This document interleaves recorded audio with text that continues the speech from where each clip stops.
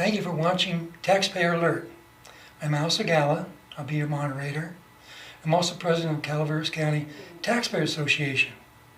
And we really enjoy getting all the information we can about current affairs and government to you on these monthly programs.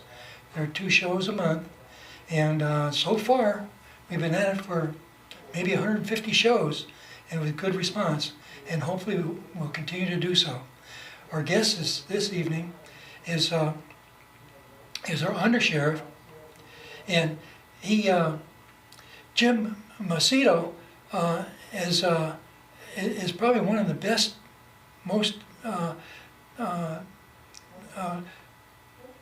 public officials in the way of handling information, handling people, and conveying important information that I've ever seen.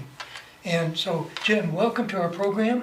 And how did you get involved with the Sheriff's Department? Thank you very much for having me. I apologize for the Sheriff not being here. I'm filling in for him today. To answer your question, the Sheriff's Office came down and recruited at my police academy when I graduated, and it was one of the first places I applied, and one of the first places that offered me a job. When was that? 1994. Oh, yeah. Before I was born. Yeah. Yeah, we're about 26 years ago. Well, I've seen you at the Board of Supervisors meetings for over the last 10 years, and I'm always amazed at how accurate and how well knowledgeable you are on the Department Affairs. Thank you. And we're really blessed to have you. Thank you. Now, there's several things that we talked about in advance to try to make sure we cover. The 30 minutes goes by really quick. And the first one is the Sheriff's Office employees' relationship with the community. Correct. Yeah, the Sheriff's Office, the Calaveras County Sheriff's Office, we do enjoy an excellent relationship with the citizens and visitors of Calaveras County. That's emphasized through our community-oriented policing program. It certainly goes well beyond that. But we're members of the community, the members of the Sheriff's Office, shop, recreate, live, coach, teach, attend school, parent, have friends and associates and relatives throughout the county. So we do have an emphasis on delivering services to not only senior citizens in the community, but our youth. And we take great pride in having a good relationship with between the citizens of this county and the Sheriff's Office. Excuse me. Is there any youth programs like Police Athletic League or anything like that? Yeah, we have a Sheriff's Explorer program, which is a very good program. It brings youth into to the Sheriff's Office and provides them an initial exposure to what it is we do. I think I'm not alone in saying I'm proud that some of our former police explorers from when I started working here are now sergeants and mid-level managers in our organization. So we've brought them up from high school, youth days all the way through into adulthood, and they're now managing our Explorer program. We have individuals in the office that are youth coaches, sports coaches throughout the community or the various communities within the county. We have people that mentor, we have people that teach music. So the individuals in the office, along with the sheriff, participating in youth parades, our school resource officers, and we also have an intern program that we started to kind of bridge the gap between those who are getting out of high school and maybe have an interest in law enforcement, to kind of bridge a gap with them while they're going through college and or junior college. We will employ them and kind of carry them through their young adulthood right into to hopefully a career with the Sheriff's Office. That's cool. Now, if someone at home would like to have their son or grandson get involved in this, how would they contact you? They can call call or email the Sheriff's Office. The phone number is 209-754-6500, and they can certainly ask to speak with the Explorer Advisor or myself, and we will point them in the right direction and get them connected with the process. That's 754 6500. 6500. Now, did you write that down? Good. The other thing is, the police all over the country are under a vicious attack. Most people believe, or I believe, that it's ideologically oriented. There's purpose behind this attack. It's to destroy our local law enforcement. And they've been successful in some areas. And so one of the things that, one of the problems we have is most of our media is in cahoots with it. In other words, they're deliberately portraying the police in the worst manner possible. Now, I noticed one of the items for discussion is video recordings of police use of force cases. Yes. All right, let's talk about that. Yeah, so one of the things I would caution anyone viewing a police incident, but specifically a police use of force incident, to be aware of is those videotapes are often segmented out. You're not seeing the context of what occurred prior to the event, and sometimes they're being edited, obviously for time, but sometimes for influence.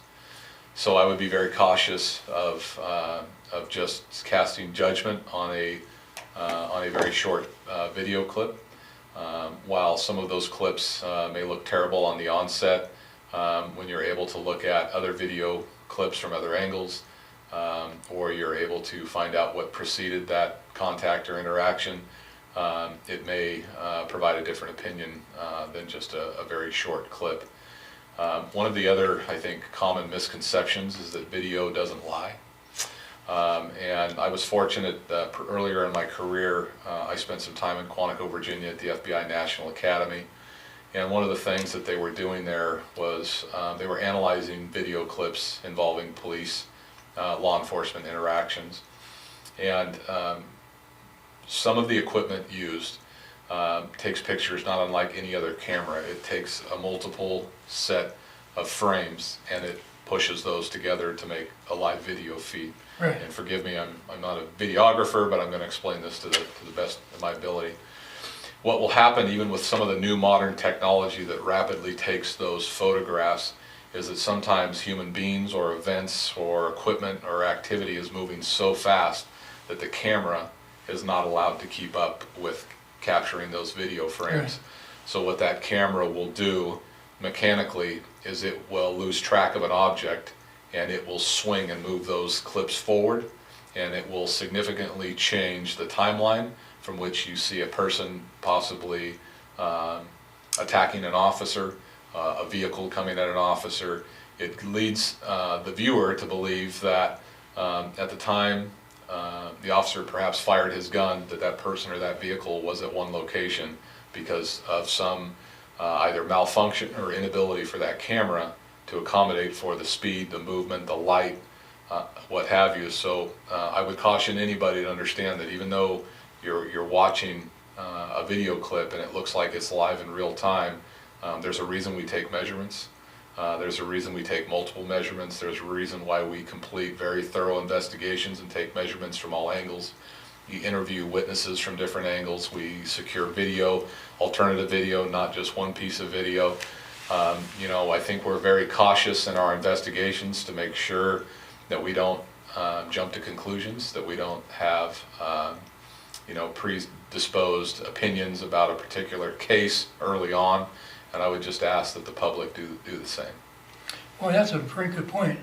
I watched this clip of this bad cop put his knee on the neck of this petty thief.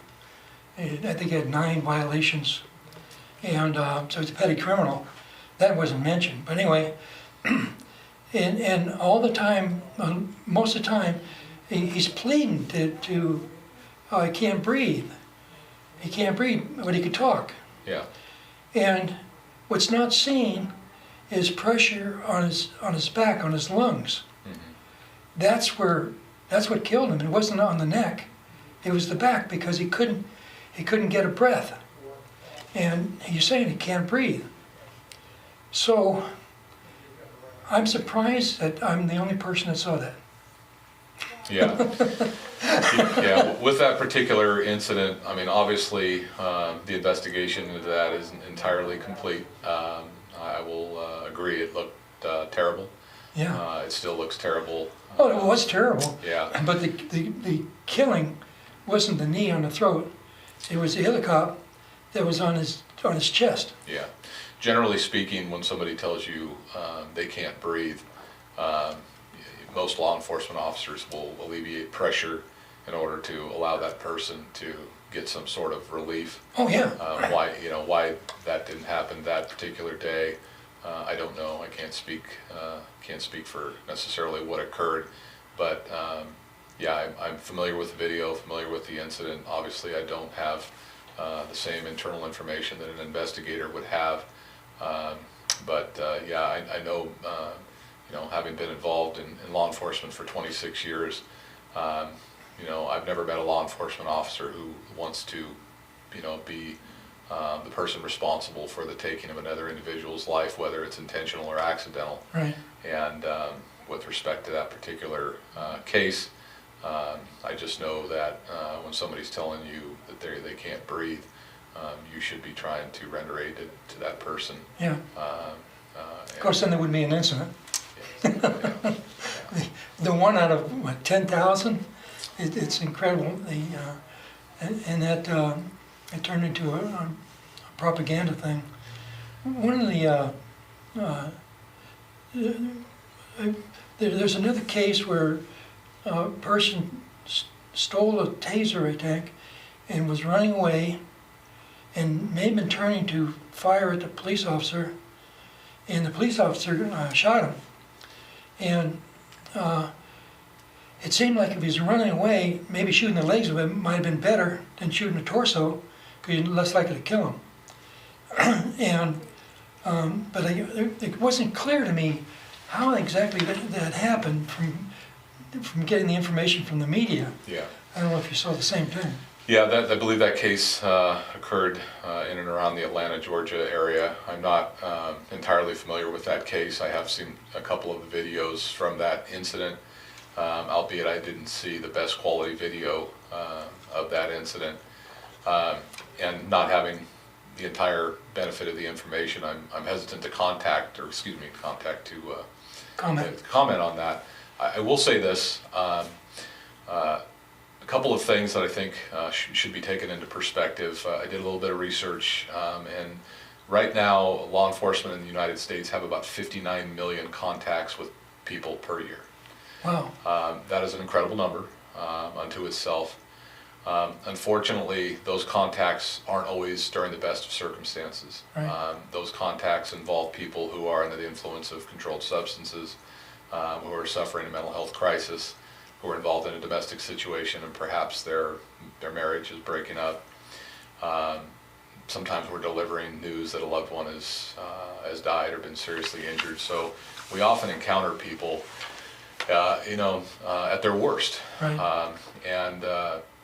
So understanding that, a lot of times people will try and intervene and control a situation involving a person who is in crisis or is having some sort of distress. Right. And when they can't, they often call us. Right. They often call law enforcement. They often call us to out-of-control situations. Right. So while out of those 59 million contacts per year, not all of them involve a person in crisis. Some of them are very routine. But if you look at things statistically, when you are being consistently called to events where situations are out of control, that the general neighborhood or other people per se, fire departments often call us, psychiatric practitioners, doctors call us. We're often called in to bring back control to an out of control situation. Right. When you look at those contacts we have in the context of what happens in some of those, just by statistics alone, there's going to be interactions. Some Right. of those are going to be violent. Yeah. We wish they weren't. They're incredibly cumbersome upon the community when they are, but they're also very cumbersome and very difficult for the law enforcement officer involved in those. And so the one thing I would ask the public to remember, there is no magic pill, there is no magic potion. Right. We cannot control out of control people by the use of some magic. We are human beings, just Right. like doctors, just like mechanics, just like carpenters, Right. and we at times make mistakes, just like doctors, just like carpenters, just like mechanics. Unfortunately, law enforcement specifically has to make decisions very quickly, especially in dynamic violence situations. Yeah. And I think the public expects us to be perfect. They expect us at times to either have magic tools, Right. crystal balls, or some sort of incredible piece of equipment that can subdue people without harming themselves, harming the officer, or anyone else around. And that's just not reality at this point in time in the world. We're flawed people, right? Yeah. Just like every other human, but we're trying to control out of control situations the best we can. Yeah.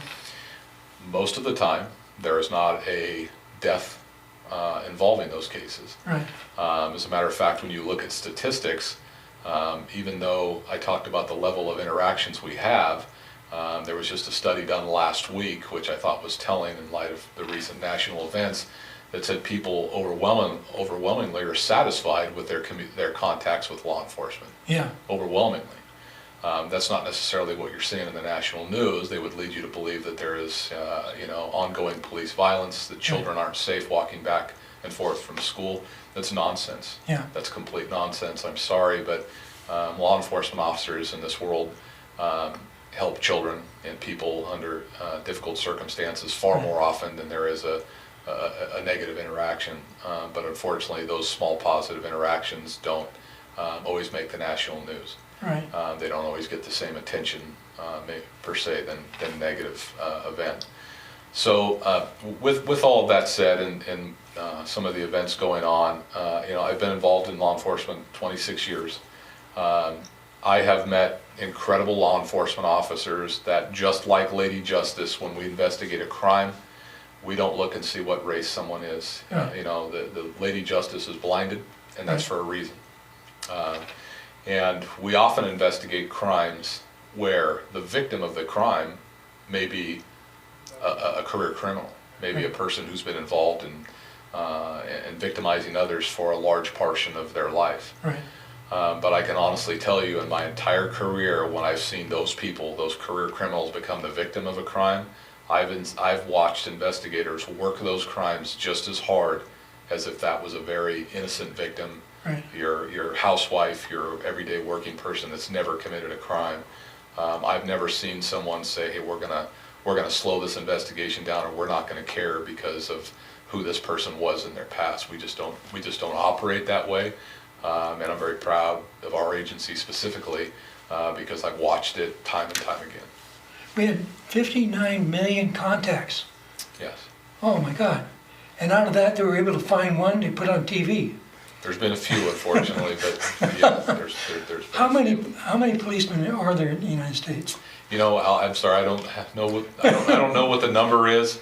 I know there's some massive law enforcement agencies, and I'm sure I could. We know it's research less that and than get back 59 to million. you. Yeah, sure. You're talking about each contact, each day, each shift. I did read a small study a while back where the average person, I think, meets a certain number of people in their lifetime, Right. just an average person, and they talked about law enforcement. Generally speaking, you meet about 3 times as many. Right.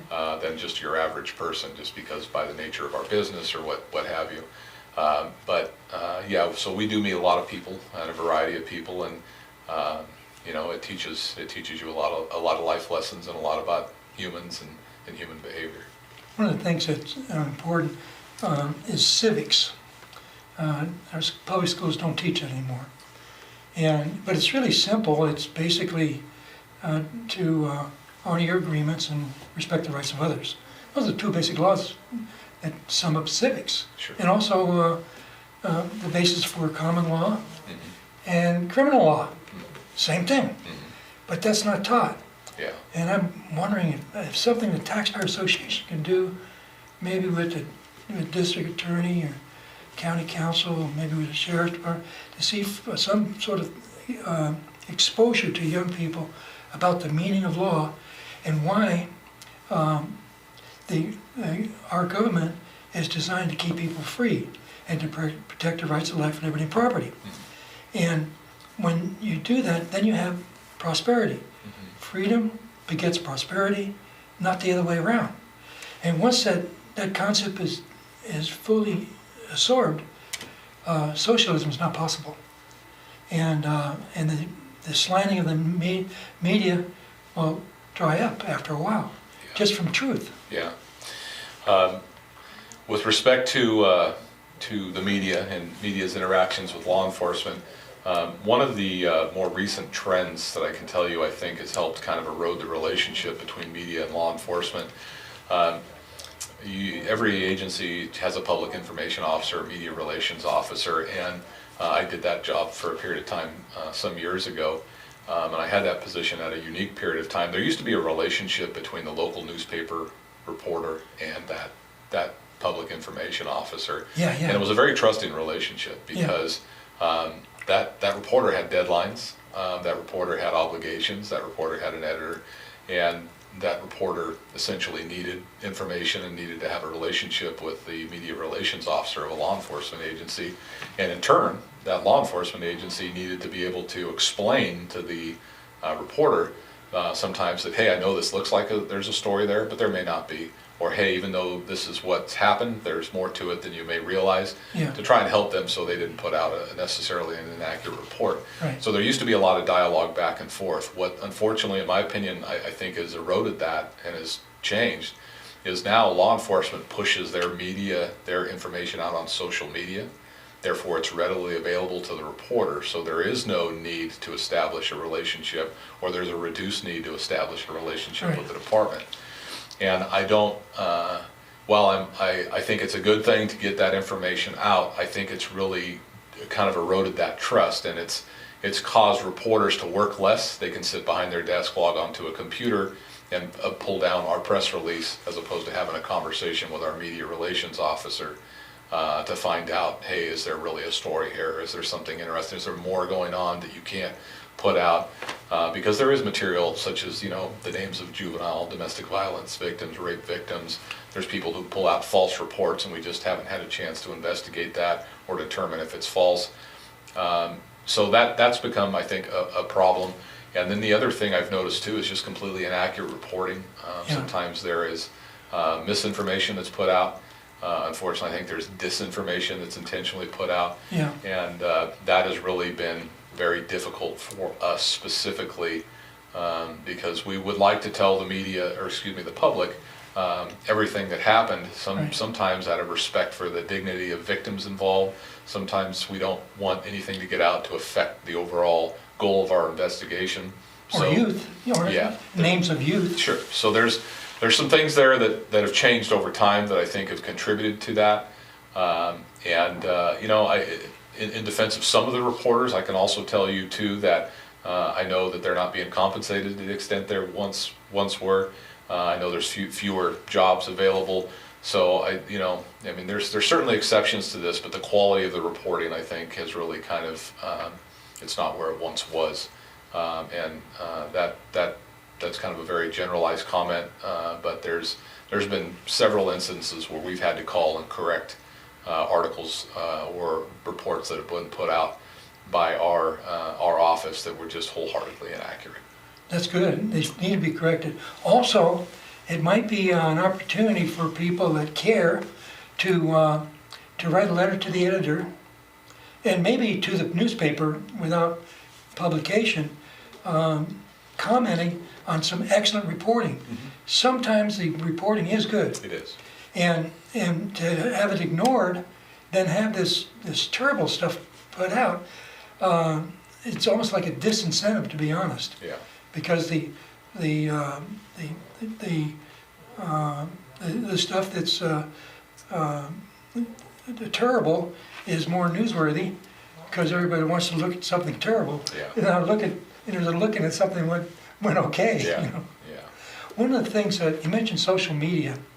I'm on a social media with next door Copperopolis, or next door Lake Tulloch, and I saw just recently a wonderful thing about the police that I'd never seen anything like it before, and I got permission from the lady that posted it, and I got your permission to read it. Sure. So let me read that.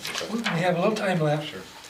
Now this appeared on Nextdoor Lake Tulloch, and the author's name is Michelle Whitaker. Michelle Whitaker. Thank you, Michelle. Sheriffs, we live in Copperopolis. If you are a law enforcement officer and need a break, you can come park outside our home. If you are thirsty, we'll bring you a drink. If you're hungry, we'll fix you something to eat. If you're hot, we'll invite you inside to cool off. If you need backup, we will do our best to stand with you. If you need to cry, we'll hug you and let you know we care. If you need to talk, we totally will listen. If you need and want to pray, we will kneel with you. If you're wrong, we'll honestly tell you. If you're right, we will 110% support you. We only ask that you don't lose faith in Americans.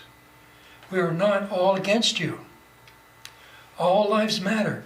Take off your sunglasses and see the good American people that are here for you. We are not the ungrateful, loudmouth, obnoxious, do-nothing, whiny, crybaby media seekers. That's a mouthful. We are the strong, grateful, appreciated citizens waiting to follow your lead. God bless you and your families. That should be framed. Yeah, that was very nice. And I think this is the response on this has been tremendous. Yes. And I think it copies just about everybody's thoughts in our area and the public. And if the policemen know that, gee, they really do have support, it makes your job a little better. Yeah, it is nice to hear that. We do enjoy very strong support in this community. It's one of the reasons I'm glad I came to work here.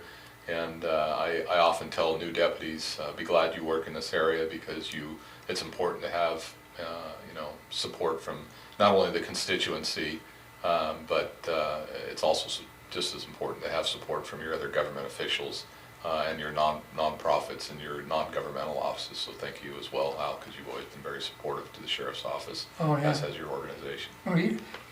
We want good government, and it won't be possible without law enforcement. Yeah, thank you.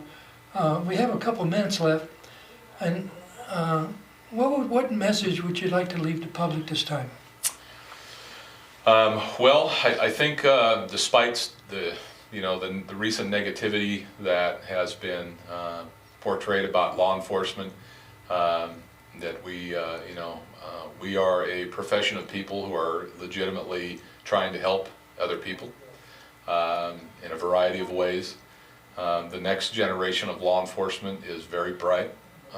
They are very technically savvy.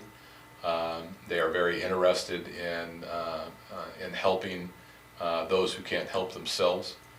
I know, each generation has great concern about some of the next generations, but I think the Sheriff's Office is in good hands, and I think law enforcement in Calaveras County overall is doing great work. Thank you, Jim, and thank you for watching Taxpayer Alert.